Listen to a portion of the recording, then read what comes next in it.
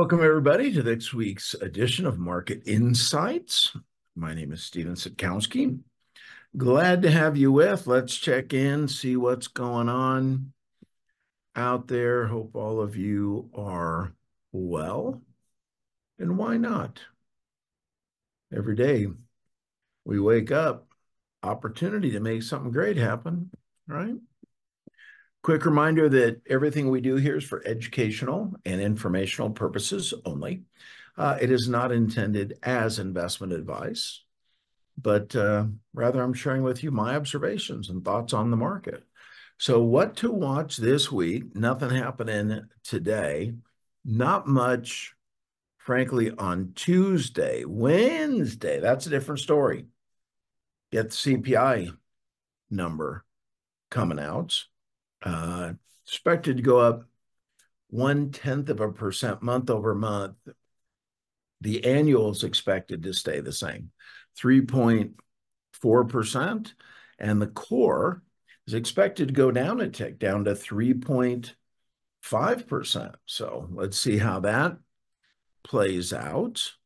And then we have the Fed decision on interest rates. There's not going to be any change, but it'll be interesting, again, to follow Chairman Powell's comments, kind of where they see things stacking up. Those are both potential market movers. So that CPI number more than likely will move Treasury rates, which has a good chance of moving the stock market. On Thursday, we get initial jobless claims and the PPI. So this is producer price index. It is inflation at the wholesale level. And then consumer sentiment on Friday. So Wednesday, Thursday, Friday, stacked news-wise. Last week's heat map, big winners, Oracle, Adobe, Broadcom had a great week, up 8.86%. Overall, kind of a mix of green and red. Looks like a little more green on the larger companies. Always a nice thing. 1 year heat map. Been a lot of money made in the last year. If you knew what you were doing, you really didn't need to know that much, frankly. Lilly up 92%, Costco 66%, Meta 87%, Alphabet 42%, Amazon 49%, Broadcom 78%, NVIDIA 205%, Microsoft 31%. I'm happy to tell you I've taken trades on all of those. Hope you have too.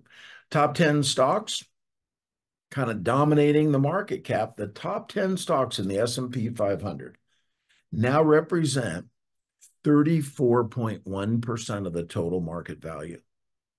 Highest in history.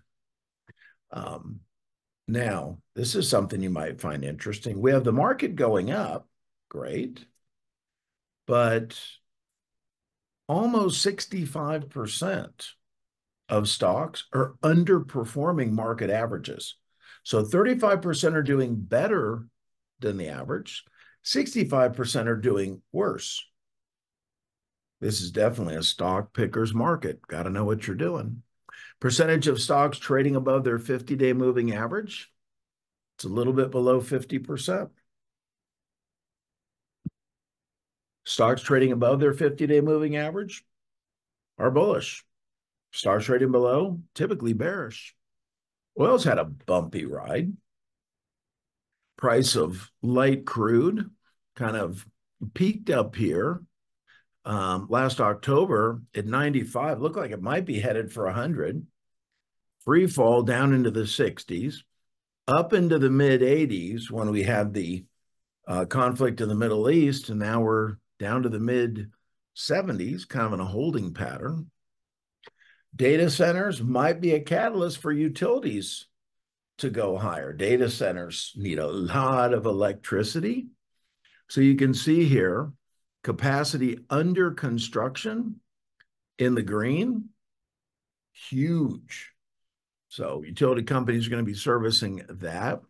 M2 is kind of moving back toward its mean. So an expansion of M2, good for the stock market, more money that can go into equities. And the winners from last week, some unlikely candidates. Hewlett Packard on their earnings announcements, Carnival Cruise Line, NVIDIA, there's a big shocker. That's a big part of that has to do with their stock split that went into effect today. Expedia, people out there traveling, Illumina, Insulet, Oracle, Uber, Autodesk, and Boeing trying to make yet another comeback. Fed probabilities on a rate cut have dropped. So when they do the next announcement on Wednesday, you can file that under ain't gonna happen. Next July ain't gonna happen. About 4 days ago, for September, that was at almost 75%. And it's dropped back down to 54%, which means probably not going to happen. More likely looking at November or December. Take a look at the charts. See what's going on. What's going on? Just did a 2-day mastermind for folks that came in from all over, both the US and Canada. Spent 2 days with them.